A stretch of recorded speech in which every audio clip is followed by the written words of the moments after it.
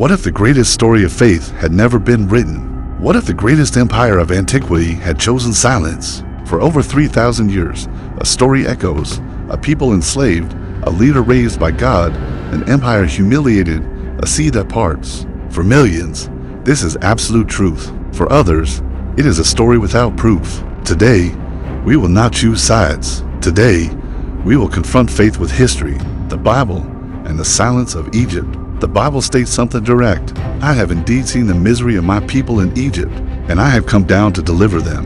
According to the text, the people of Israel were enslaved. Pharaoh refused to free them. 10 plagues struck the land of Egypt. An entire people then went out into the desert, and God revealed himself as their liberator. This is a massive event, a turning point in history. For Judaism, the Exodus is not just history, it is identity. It's the foundational moment where a group of slaves became a nation under God. For Christianity, it's the ultimate symbol of salvation, a prefiguring of deliverance from sin. Here, in this context, the truth does not depend on archaeological excavations or carbon dating. It depends on faith. The Bible doesn't pretend to be a neutral, objective textbook. It clearly takes a side, the side of the oppressed, the enslaved, the forgotten. And for those who believe, the logic is simple. If God spoke, it happened. The power of the divine is not limited by what we consider possible. So, the story stands on its own, a monumental testament to faith and liberation, passed down through generations. If you want to understand history without fanaticism and faith without simplifications, subscribe, like, and share this video. Here, no questions are forbidden.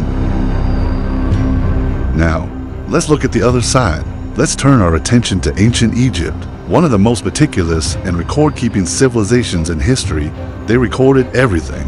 We have documents detailing tax collections, military campaigns, trade agreements, and even worker strikes. They chiseled their triumphs into stone and wrote their daily business on papyrus.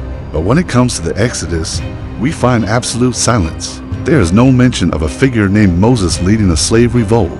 No records of catastrophic national plagues that crippled the kingdom. No mention of a mass exodus of a foreign population, and certainly no account of an entire army being lost at sea. For both Egyptian and modern historians, this is a major problem. An event of this magnitude, the departure of millions of people, and the collapse of the nation's workforce would not just disappear without leaving a single trace. Furthermore, the population described in the biblical account would number in the millions. This would represent a significant portion of Egypt's entire population at the time. The logistical challenge of moving and sustaining that many people in the Sinai desert would be nearly impossible. So, from a purely historical point of view, the numbers just don't add up, and the archaeology doesn't confirm it. And for the scientific method, the rule is clear.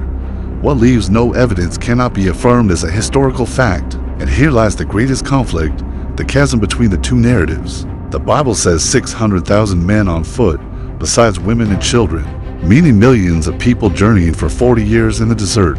But math and science ask tough questions. Where would they get enough water for millions in the arid Sinai? How could they find food? We find no archaeological remains of their journey, no massive campsites, no pottery shards, no cemeteries for the generation that passed away in the wilderness. Egypt, through its silent records, effectively asks, how do millions of people cross the desert and leave nothing behind? The biblical account answers simply, with God, the impossible happens.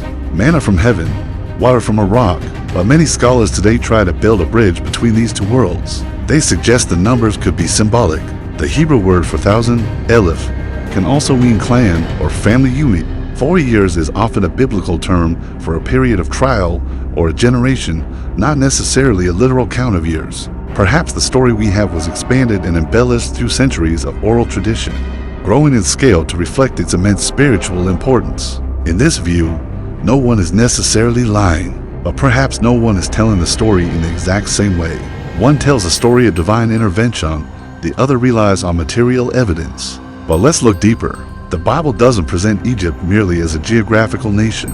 It presents a system. The Pharaoh wasn't just a king. He was considered a living God on earth, the embodiment of divine order. So, the conflict isn't really racial, it's theological. The God of the Bible is not confronting ordinary Egyptian farmers or artisans. He is confronting the deification of power itself. He's challenging oppression and the very idea that any human being can declare themselves a god. Interestingly, the Bible itself makes this distinction. It says some Egyptians were spared, and some even left with the Israelites. The law given to Moses says not to despise an Egyptian, and later prophets like Isaiah even speak of a future time when Israel, Egypt, and Assyria will worship together. This isn't a story fueled by hatred for a people. It's a powerful critique of absolute, unquestionable power, a theme that resonates throughout human history. So, we arrive at the central point. Faith doesn't need proof. History doesn't accept faith as evidence. The Bible preserves the memory of a people's liberation and their covenant with God.